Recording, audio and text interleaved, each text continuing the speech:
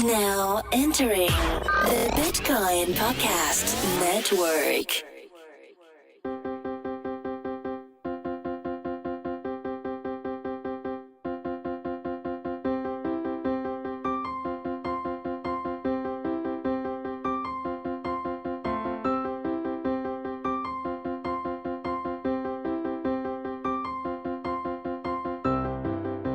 Today's episode is brought to you by KeepKey, the easy, safe, and simple way to protect your Bitcoin, Ether, Litecoin, and many other digital assets. There's no time like the present to protect yourself from hackers, malware, and viruses. Visit keepkey.com to order your secure hardware wallet today and use the code HUMANIST10 for a limited time 10% discount. Hello, everybody. So before I start today's episode, I just want to do a life update. So I've joined the MIT Media Lab's Digital Currency Initiative as their head of community and long-term societal impact, which I'm pretty excited about. A really nice group of aligned people there. So that means that I'm going to shut down my Patreon. I've shut down my Patreon, and that this podcast will likely continue, but possibly in a different form with the Media Lab or with the DCI or whatever. So we'll see. And I just, as another quick note there, this podcast was recorded before I joined the DCI, so clearly these are my views and do not reflect those of the Digital Currency Initiative, the DCI. Hello, everybody. Today I chat with Arthur Brock, the founder and acting CEO of Holochain, which is this interesting agent-centric blockchain platform.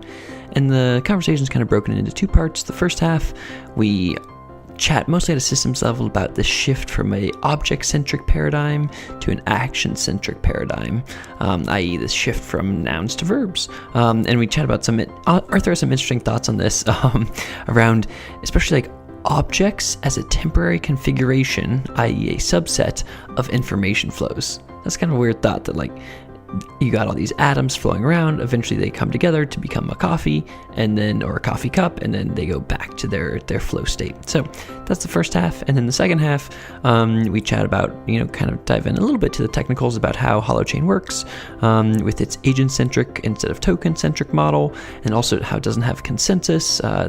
You essentially just put things on this peer-to-peer ledger.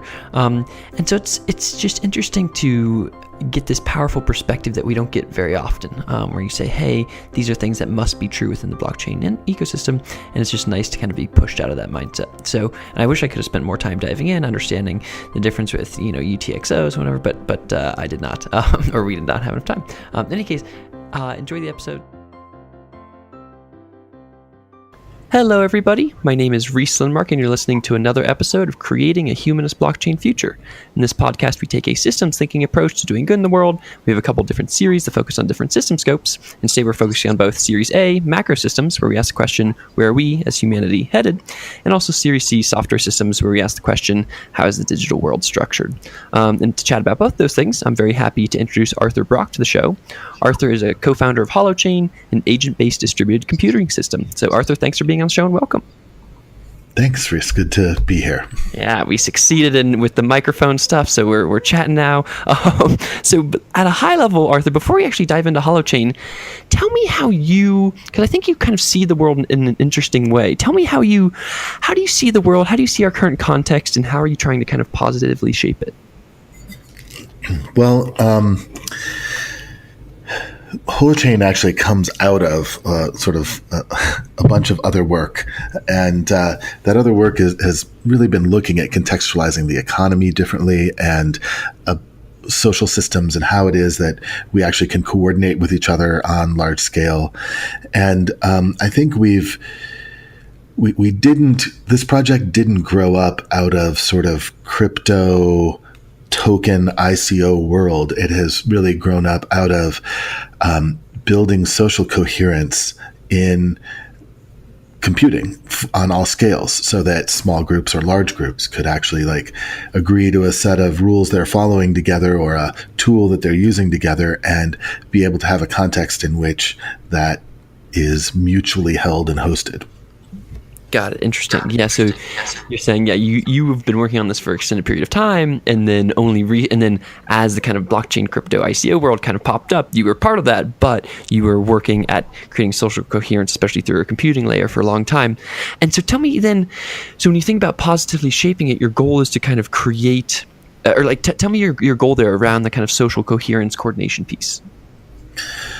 Well, I see you mention later in the agenda here, Scepter and metacurrency, but I kind of want to pull it up to now. Yeah, let's do it. Yeah. All right, cool. So yeah, out of the metacurrency project, the simple goal, the most simple way of stating the goal is transcending our current framework of currencies to what we believe is really the next upcoming kind of post-monetary economy. And one of the core requirements in terms of the functional systems we build is just a really simple thing of you and I should be able to interact, or you could say transact, without any third party being inserted between us, not of our choosing. No point of enclosure where some third party is controlling our interaction. And that sounds straightforward and simple to some degree to do that. But, when you consider that PayPal calls itself peer-to-peer payments, all you need is an email address, well, there's all of this centralized stuff accidentally boiled in there. It's not actually peer-to-peer. Even an email address happens in a domain name namespace, which has a centralized authority, and an email server is a centralized server. And you have to go to PayPal's website and, do the transaction through their centralized site and use a centralized currency to do it. And and you have to connect to the internet, which you need an IP address, which there's all of these things actually put third-party agents, not necessarily of your choosing, in between us. And so we had some pretty big goals about how to do this. And just a note, in metacurrency context, we don't mean money when we say currency. We have this little mnemonic where you can think of it like current, like flow, and see, the ability to see currents or flows. We make symbol systems to coordinate on large scales, and money is just one part of that. College degrees and credits and grades are all also currencies that are non-monetary that everybody learns to use. And, they're all over the place and we don't think about it. But it shapes social behavior, and it's part of how we create collective intelligence. And so in terms of positively shaping the future and the current context, we started building a grand platform for rebuilding some of these things in a way that took out all of the centralization, modeling on nature, using biomimicry and patterns that we find in nature and in our bodies, and that kind of thing. That's called Scepter, which is short for receptor, because it's receptor-based computing. And when we saw the trajectory, or rather kind of the hype that was building around blockchain, we took a small piece of Scepter and made a standalone version, basically how multi-instance receptors synchronize data with each other to maintain shared state. We took that piece of Scepter and built a standalone version, which is Holochain. And so Holochain is really coming out of much deeper work about collective intelligence rather than managing tokens. Mm-hmm. And so we end up having a very different architecture and structure to it. Got it. And we'll dive into that structure in a bit. And at a high level, it's agent-based versus non-agent-based consensus, or agent-centric versus, kind of consensus-centric. So I do want to stay on that point of the currency piece, which I think is actually very powerful, because thinking in terms of, if you think about from a systems perspective, you have kind of stocks and flows. And for much of our life, we've thought in terms of objects and those stocks and there's object-oriented programming and all those things. And I think we're transitioning to this world of flows. And as you talk about, there's all these different flows that are based around trust, and whether it's trust in money or trust in institutions with have academic credentialing or what have you. And I think that flow perspective is one that is just very, very helpful for understanding our current reality, because things are happening in flows, as you say, all the time around us, and we just kind of need to be a little bit woke to think in the flow perspective to then see all the flows happening all around us. So I guess that makes so you're starting to answer also some of my, staying a little bit at a high level for a second, you're starting to answer some of my question around why some of the folks in both the platform co-op world and also in kind of like the deep systems thinking world, like, Jordan Greenhall and Daniel Schmachtenberger, why they feel kind of aligned with you, which is because you are kind of, you've come at this from a root cause kind of social coherence perspective, and then only as a result of that have kind of built this blockchain project. So could you kind of give me a little bit more texture and give our listeners a little bit more texture on why? I mean, I know that there aren't that many blockchain projects that went to this, like, for example, this platform co-op open thing that just happened, but you were there. So tell me a little bit more about, why you're aligned with those worlds. Cool. Yeah. Let me go back actually to the thing that you were just saying about stocks and flows. And I think that really hits the nail on the head. And if I were to kind of blow it up into a really large scale thing, I would say that we are playing out the kind of end game of an object-centric paradigm, a stock-centric, but I think object-centric paradigm, with our kind of Western reductive materialist worldview that kind of turns everything into objects bouncing off of each other, sort of, right? At all levels. Yep. And anything that isn't an object bouncing around is kind of something we sweep under the carpet, and we'll figure out how it really boils down to objects later, kind of thing. And I staying on that for a second. Sorry, keep going. Yep. No, go ahead. Yeah, I was going to say that I agree with you that, I mean, you can see it. There's a bunch of different forms of this happening, but there's things like Kevin Kelly wrote a book recently called The Inevitable, which is, it's these 12 different forces that are shaping the future, and they're all just verbs. They're remixing, and so it's just screening. It's all these verbs. So he's moving away from that noun-based world. You can also see it just from a programming perspective. A lot of people are moving from, or not a lot, but some people on the cutting edge are moving from object-based or object-oriented programming towards these like kind of functional programming. And I think that you're right to say that when we think about our kind of societal transition right now, you can think of it as like the end of the industrial age and the beginning of the information and computing digital age, or as you say, we can think of it as the end of kind of the noun-based object-oriented age and the start of the verb-based kind of action-oriented flow-based age. Is that kind of what you're getting at? It is. Like, I think of it as the scientific paradigm and the systems paradigm, right? Like, systems are alive, dynamic, and changing. They are characterized by flow, and science is characterized by cutting things into parts and analyzing the parts, kind of. I mean, what's interesting is that's right in the root of the word science, which is the same root as scissors and schism and schizo, right? It's to cut and separate. And I think there's also a lot of ways that we are suffering from that separation. Yep, I agree with that. That whole worldview. Yeah. And inside of flows, and I'm not speaking metaphorically, literally everything is connected. We are breathing the same air, drinking the same water.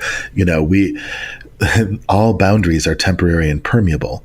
And again, back to the stocks versus flows thing, objects are always and only a temporary configuration in a flow. This coffee mug I'm holding in my hand, the ceramic came out of the ground somewhere. The dyes on it, it's all holographically colored and all this kind of stuff. Aurora borealis colors, all this beautiful stuff. Like, all those came from, they were processed as chemicals and then painted onto here. There's a whole series of flows that brought this thing together.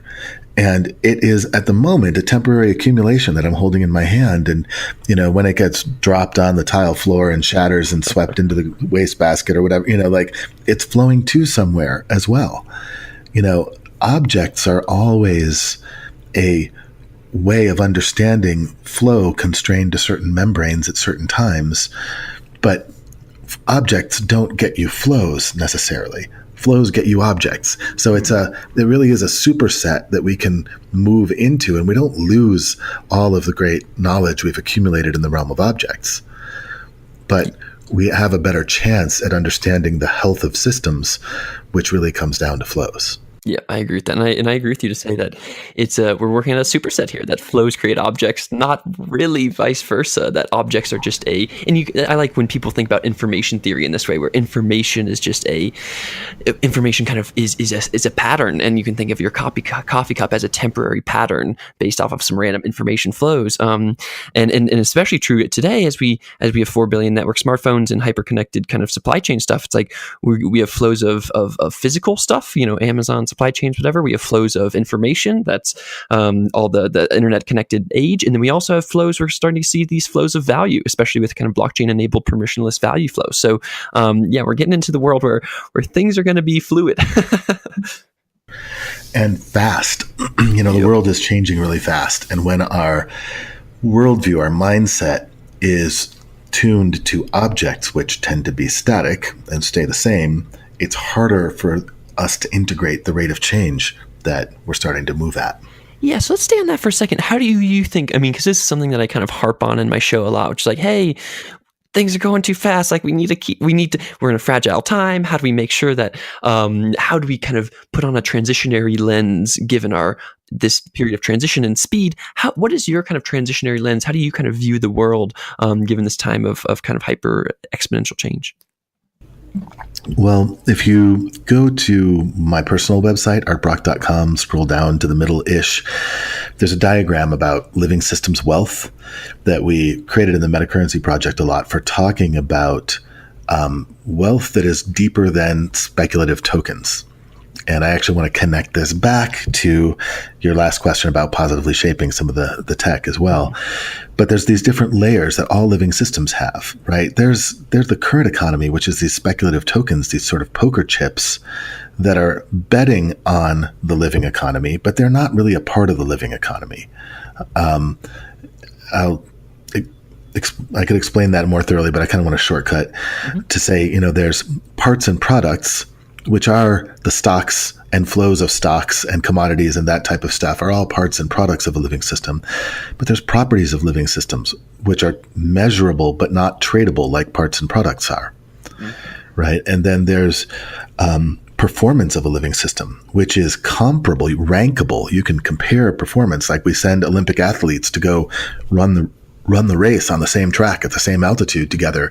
Like we can rank performance, but we can't trade it either, right? Like we think tradable is sort of the ultimate thing, but it's a tiny little part of this picture. Then there's the relationships, the relational level of wealth, which is acknowledgeable or nameable, but it's not even rankable or measurable in the same ways. And then we get all the way out to, and this is back to the rate of change question, we get out to the realm of possible wealth. And that has to do with the evolutionary capacity of a system. And the evolutionary capacity of a system is correlated to its information handling capacity. So as we have exploded in our information handling capacity in this computing and networking age and that kind of stuff, literally evolution speeds up. Evolution, our capacity to evolve ourselves because of the ability to see the system feedback and have better information and that kind of stuff accelerates.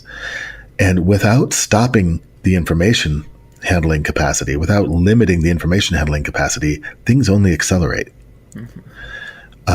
Evolution only accelerates, change accelerates. And so I don't think we can fight that. What I think we need is a frame that can integrate that. Because in some ways we're kind of socially retarded. Like I mean retard as in slow, like we can't change socially very fast, right? It takes us a while to integrate things. And when you consider that there are people alive today, that did not grow up with electricity, and, still remember horses on the roads and that kind of stuff. That's all in one lifetime. Yep. How different this world is. Yep. And it's only accelerating. Yeah. So some notes on that. So I agree with you to say that this deeper wealth piece is interesting, and you can kind of think of our world as one where we've had generally one-dimensional money, aka nation-state fiat, and a bunch of different versions of it. And then in a way, this kind of blockchain crypto world kind of allows for in-dimensional money.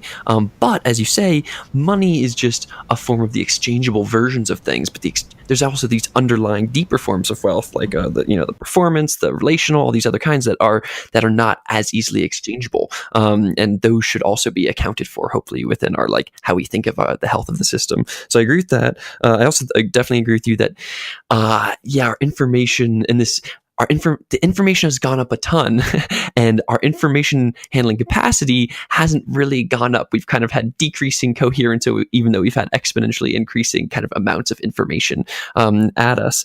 And that gets to this last point that you said around, can we have a frame that can integrate the speed? And as you say, there are people, I think of, Wait But Wise progress die units, which says, hey, if there's a person 10,000 years ago versus, 9,000 years ago, the world wasn't that different. But if a person was 1,000 years ago versus today, or even 100 years ago versus today, the world is super, super different. And so that rate of change is going up a ton.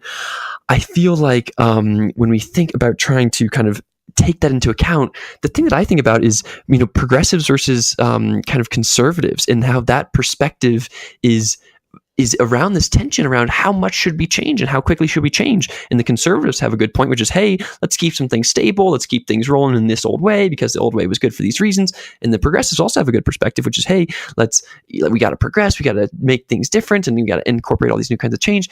And I feel like as we go through this period, we'll need to think a lot more about that rate of change question and how to incorporate the speed in with our kind of social sphere and social systems. Totally. One quick thing. I don't know if you ever saw my blog post about the future of governance is not governments. But I define governance right at the beginning exactly connected to what you're talking about in terms of all living systems have to be able to adapt to changing circumstances around them, and they have to maintain their system integrity. They can't adapt so fully or randomly or quickly that things fall apart, right? So this governance or decision making or those kinds of things are all about both progress and conserving, right? So the idea that there's this sort of dichotomy where you have to vote for a progressive or a conservative is a false dichotomy, right? That's actually something that I think diminishes our capacity to navigate the nature of integrating change by putting change and integrity at odds with each other when they're actually a part of each other. Yeah, I agree with that. And I think one final note, and then we let's transition to Holochain itself, even though clearly we could talk about this for ages. I feel like the future of governance is not government. That's another great example that I like to give around objects turning to and nouns turning to verbs. It's like no. That's what right. is governance? That's an action oriented thing, not a government, which is a noun kind of institution. And then the other piece there is when people talk about liquid democracy and they say, hey, we have a current system now that's too bad, where you vote for your person or whatever, and then you can't change for 2 years or 4 years or whatever. And then it's like, well, do you actually want to be able to change every second? Well, that might not be good either, because people might be in and out too quickly. And then that gets you to this question of viscosity of the system and viscosity of the liquidness of the democracy. And you need to have there's a middle number there that works better than either extreme or whatever. Cryptocurrency is vibrant and exciting, but it's not without its share of bad actors.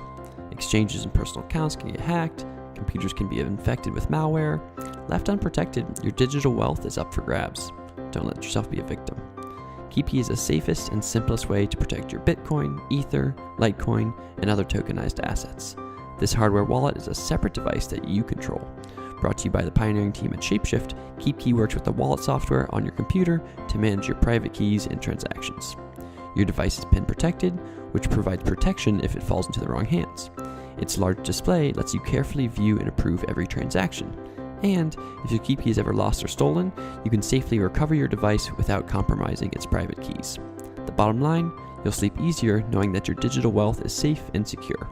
Visit keepkey.com to order yours today and use the code HUMANIST10 for a limited time 10% discount. So with that, let's talk about Holochain. So it's agent-centric, and tell me more. How does Holochain work? How does it solve the double spend problem? Yeah. So part of what we're doing when we're talking about agent-centric is we're contrasting that with token-centric, because blockchain architectures are token-centric. They make a set of tokens that exist as the data that everybody has to agree on. So we have to have consensus, and any change to that data, we have to have agreement about that the change happened, that it was a valid change, and what order in which it happened, so that, like you just said, double spend. If you have rival data, I can't change it while you're changing it because you're the only one allowed to change it, or only one change is allowed to be made, or and so you end up in this problem of trying to manage consensus about large quantities of data across large quantities of machines. And I think that fundamentally, I haven't answered the question about what is Holochain yet. Let me actually do that first. In Holochain, part of what we're suggesting is there's no such thing as global state. All state is local, and all state changes must be local. And then you can have global discoverability of the state changes that have been made, and you can have global validation of state changes and those kinds of things. But when you recognize that all state change must be local, suddenly the problems that you're trying to solve and that blockchain needs consensus for, a lot of them actually just fall away, and there's it's a different subset of problems. There's other problems we have to solve for, but there's a much smaller set of problems that I think lets us scale and be agile, scale and grow and change a lot faster than blockchain architectures can. And before I get too technical about that, I just want to say, you have it later in the thing. I'll skip it. I'll come back to that. Okay, sweet. So I think that it's interesting. So token-centric versus agent-centric. Yeah, I think I mostly agree with you to say that the world of blockchains is token-centric, though you could also argue some of it is just like transaction-centric, not necessarily like with like supply chain stuff that people are exploring. That stuff might be, it's just a series of transactions, not necessarily with tokens. Do you see what I'm saying there? I guess, is that... It's also why we use the phrase data-centric. Mm-hmm. If you give data first-order existence, mm-hmm. instead of recognize that all data is authored, all data comes from some source of information and is only as good as that source of information. If you give data first-order existence over agents, mm-hmm. I think you've already broken data integrity. Yep. Okay. And I can go into detail about that, but I think that actually blockchain is starting from a broken data integrity model. Mm-hmm. Interesting. Yeah. So you haven't. So, and just to check here. So imagine that just for me to explore this for a second. So imagine that we're in this Holochain reality, and let's say I want to. I'm an agent, and I want to. Can I send you some money? And then if I send you some money within my worldview, can I also send that same money to our friend over here? Or how does that, I guess from my perspective, from the agent-centric perspective, maybe my agent just sees, hey, you only have, $2 and you try just to give it to $2 each to two people. Is that how it would solve the kind of double spend problem there? Or am I still thinking from a backwards mindset? Well, let's back up 1 second, because you jumped straight to money. Mm-hmm. And understandably from blockchain context, because pretty much all blockchains have currencies built into them as an incentive to get people to run a very inefficient architecture that you have to pay people to run. Holochain does not have a built-in currency. We believe that Holochain has to be currency neutral, like the internet protocol is currency neutral, so that you can build many and different and competing and contrasting currencies on top of it.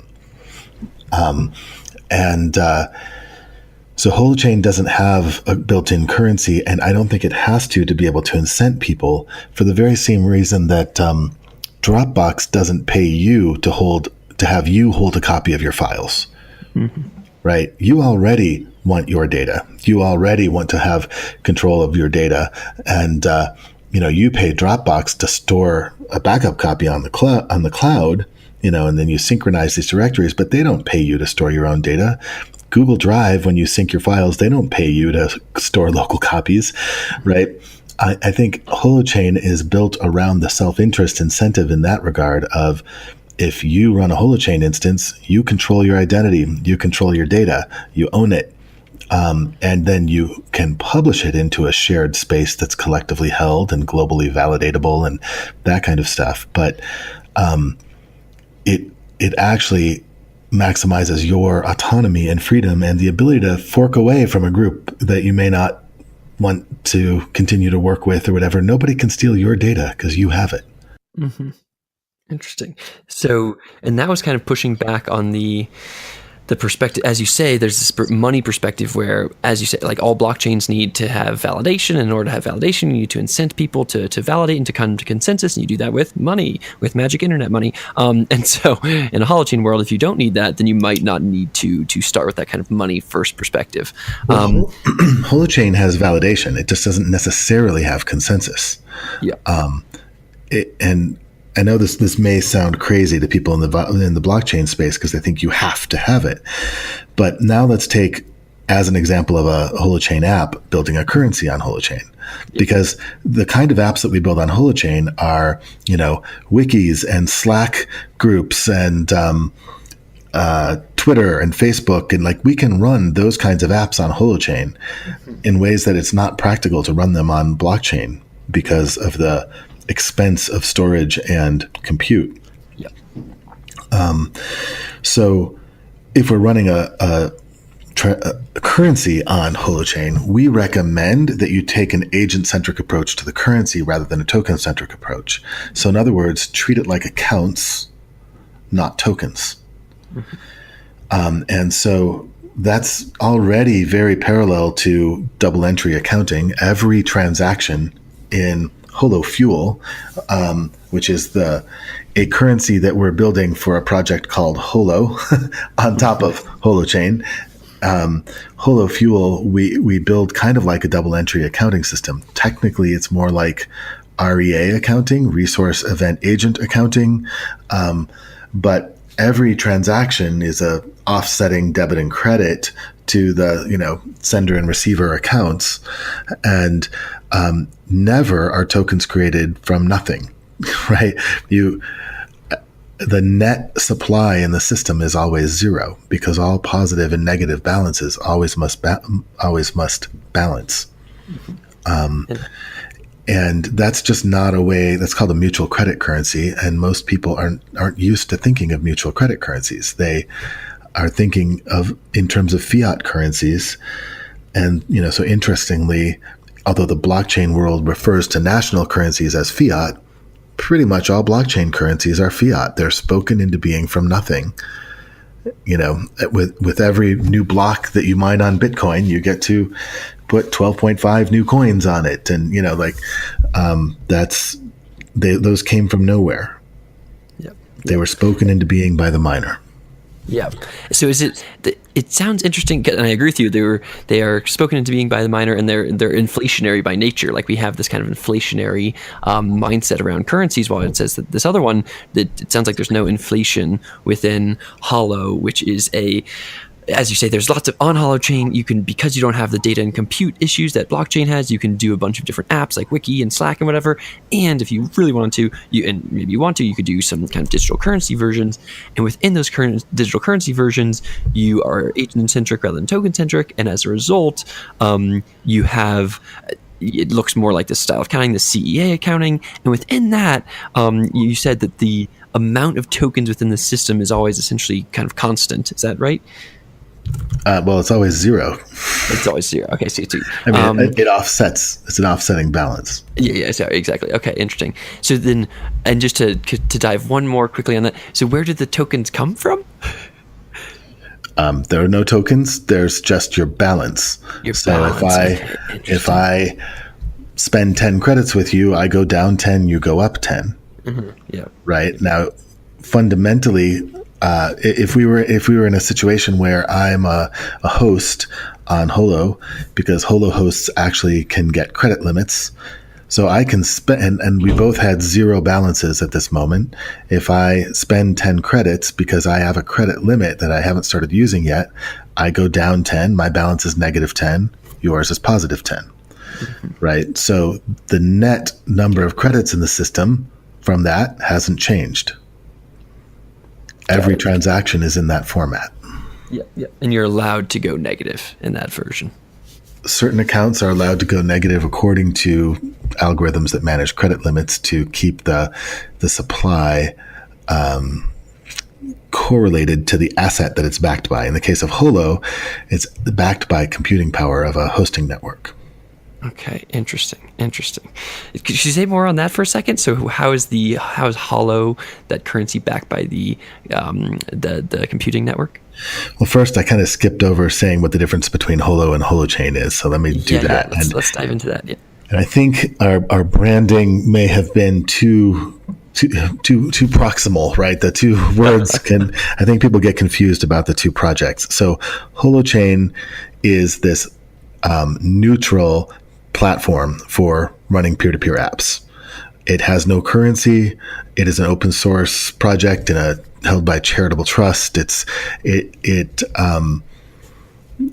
Holochain. It is basically a cryptographic data integrity engine for peer-to-peer apps. Holo is us building kind of the first large commercial app on top of Holochain. And the app that we're building is basically has us building like the Airbnb alternative to cloud hosting. In the same way that Airbnb competes with the biggest hotel chains and has never built a hotel, we think we can use Holochain as a scalability platform and be able to use computers in people's homes, be able to use spare computing power, all that kind of stuff, where people get paid in HoloFuel. They get paid in a cryptocurrency. We think we can use Holochain to create things on that scale without ever having to build a data center and compete with Amazons and Googles and Azures on that scale. And that sounds similar perhaps to something like Filecoin. Is that correct? That Filecoin does that for kind of hard drive space, perhaps? Well, exactly. There are a bunch of projects that do it for hard drive space. There are a bunch of things that do it for storage. There are not projects that do it for compute so successfully.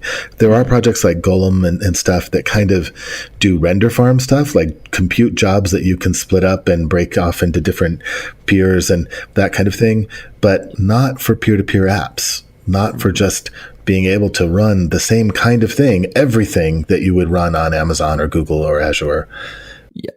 Yeah, that's the weird thing I think that people don't get with something like, because there's Golem and there's TrueBit, and something like Golem, as you say, you can run very specific kinds of tasks on Golem. And on TrueBit, it's another similar thing where you can run, if you want to kind of outsource the compute, you can outsource it, and I think it's a very specific kinds of tasks that you can run. And what your claim here is that that with Holo, that you can run, that it can be any kind of arbitrary compute, essentially. Yes, but it's specifically targeted to the web hosting world. Holo basically, so let me back up. Holochain is peer-to-peer. You have to install Holochain to talk to other Holochain instances. You have to be running a Holochain app. If like when you download Holochain right now, it comes with a peer-to-peer Twitter app called Clutter, and just so that you have something to test and play with. You have to be running a Clutter node to talk to other Clutter users. You can't just go to a website and expect to find Clutter hosted centrally somewhere, because there is no central host. Mm-hmm. Every peer is hosting themselves with Holochain. What Holo does is it builds a bridge to mainstream web users. It allows some Holochain nodes to say, I will carry more than my share. I will host more than myself, but I'll get paid for carrying that extra load. So I'll extend virtual Holochain space on behalf of web users that are not running a Holochain node to carry their own share of the load. Yep. And so you can make a Airbnb site and host it on Holo, and grandma can go into her web browser, type an address, and be served up this site basically by Holochain hosts that are extending virtual Holochain functionality to her through her web browser. Got it. Interesting. That makes sense. I like the idea of imagining to my mind the extension of Holochain space into other people. So I think we should be in pseudo wrap-up mode here because we don't have that much time. And I think, so is there anything else? I mean, one thing that I will say is so you can tell that kind of, Arthur's coming at this from a very kind of macro systemic perspective, came from a kind of a social coherence perspective from the start, and then kind of has come into this blockchain world. And from that, they have all these projects, there's the MetaCurrency project, there's the Scepter project, and then from Scepter out came Holochain, and then from Holochain, Holo was the first app to be built on Holochain. And you can tell that and you can even see from my perspective here, it's like, I'm trying to kind of put this into my worldview, my blockchain-based worldview, and it's kind of interesting and hard and fun. And so this is all say, if you're interested in kind of what Arthur and I were talking about at the top, and essentially why I brought Arthur on the podcast was because you can tell that he's thinking in these interesting ways at the top, and then there's also this kind of weird new agent-based reality from a technical perspective. So that's interesting in and of itself, and we clearly weren't able to dive as deep into that as possible, but there's clearly resources online to do that. Before you wrap, can I say one more thing about consensus? Because I think blockchain people will think I'm crazy because I gave no substance around that. And from a transactional perspective, right, you're making changes to states of coins or whatever. You have to know what order those things happen to prevent a double spend, all that kind of stuff. So what we do with blockchain is we build a fictional order. We take one person's perspective and we go, yep, that's the order it happened in for that little block of time. And then we take another person's perspective and we have this sort of random lottery through proof of work, or we do a proof of stake, or we do, a supposed consensus algorithm is what that's called. But it's not really building consensus. It's just choosing a leader. It's just choosing one person's perspective through kind of a randomization approach. Yeah. The reason you don't need to do that in Holochain is if all state change is local. So, there's this big question about different blockchain scalability things where they talk about transactions per second. Transactions per second doesn't make any sense in terms of a Holochain app any more than it does to talk about the internet in terms of transactions per second. There's no finite limit to transactions on the internet because it's decentralized. There isn't so if we're running a currency built on Holochain like HoloFuel, and we're doing this I'm spending this 10 credits to you that we were talking about. Yeah. What we do is we send a little message back and forth to each other to construct a transaction that we then both sign to our own local chains. So the chain part of Holochain is that every agent has their own immutable chain. What makes it immutable is that header information from that chain gets published to a DHT, a distributed hash table, a shared data space. And once you've shared that top hash, you can't go back and change anything in your past without breaking that hash. So that's what makes it immutable. We both sign this identical transaction to our chain, and we're the only two people whose states changed. There wasn't some token in a global inventory list of tokens. There was my account and your account. The only accounts that changed were ours. We both signed the transaction to it. We both timestamped it. We both put it in a series of a hash chain. So we know exactly which transaction it came after for me and came after for you and before for me and before for you. There's no question at all about order of events and order and sequence of change. And we don't need to do any kind of global consensus to produce that order. We have it encoded straight into our chains. So it absolutely preserves order of change, sequence of events, and all that kind of stuff without having to create a consensus about global data or global time, which saves tons of compute and tons of gossip and tons of coordination, and then all the extra sort of derivative wasted compute of proof of work or proof of stake and that kind of stuff.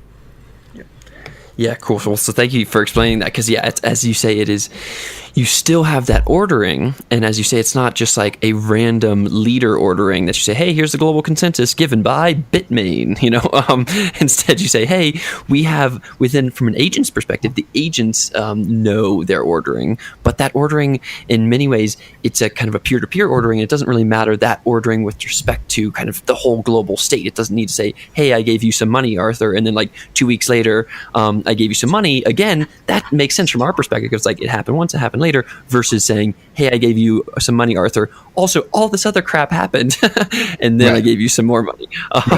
So that does make sense. And exactly. Yeah, I like the idea of pushing and it to Bob and Alice are doing a transaction at the same time. Our transaction doesn't affect their state. There's no bottleneck. Nobody needs to be held up.